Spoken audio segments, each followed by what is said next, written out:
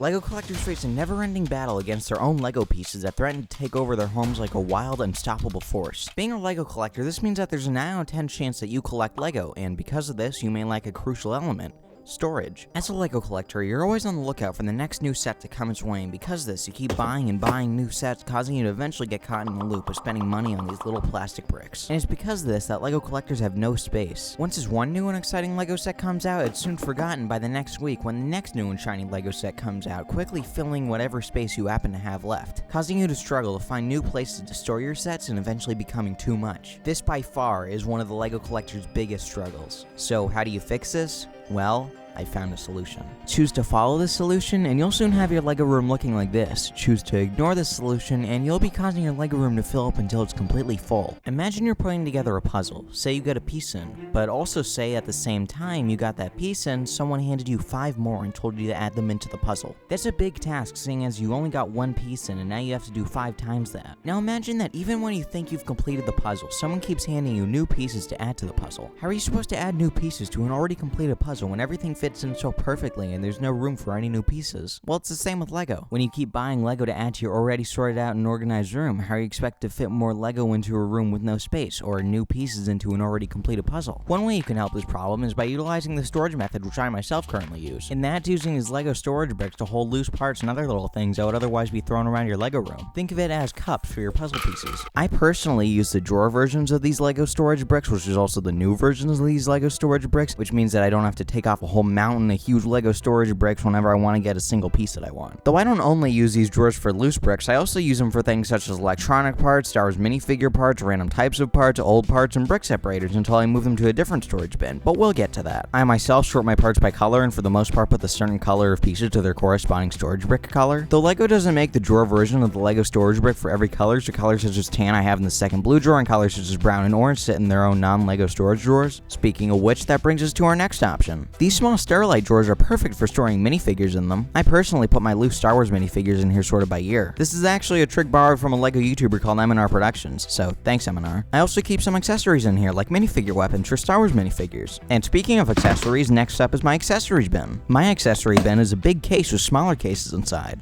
I have one for tools, weapons, heads, hair pieces, and so much more. Now you might be asking, okay, that's great, but where are your clear pieces? Well, I'm glad you asked, because here they are, and how professional this looks. To sort each clear piece, I got these small bags to put each type of piece in. You can usually find these type of bags at craft stores. I also have a ton of random areas for loose parts, such as these storage bricks for things I didn't have room for anywhere else. This case full of older LEGO parts from an old LEGO haul I got one time. These LEGO storage heads with my big parts, transformers, and brick separators.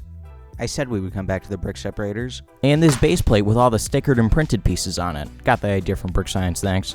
Now all of this might seem really cool, but there's something I haven't told you, and that's that this might not work for you, and that's okay. This setup works because it's my setup, and what works for me might not work well for you, and that's okay. Me showing you my setup is just a suggestion. I encourage you to build upon this and try and figure out what works well for you, and by the end, your LEGO room should be completely clean. Whether that be from colored bins, LEGO storage heads, cases, drawers, or whatever works for you. But even after all that, you're still not done, because now that your LEGO is sorted, you're gonna need something to build. And for that, you want to check out this playlist over here.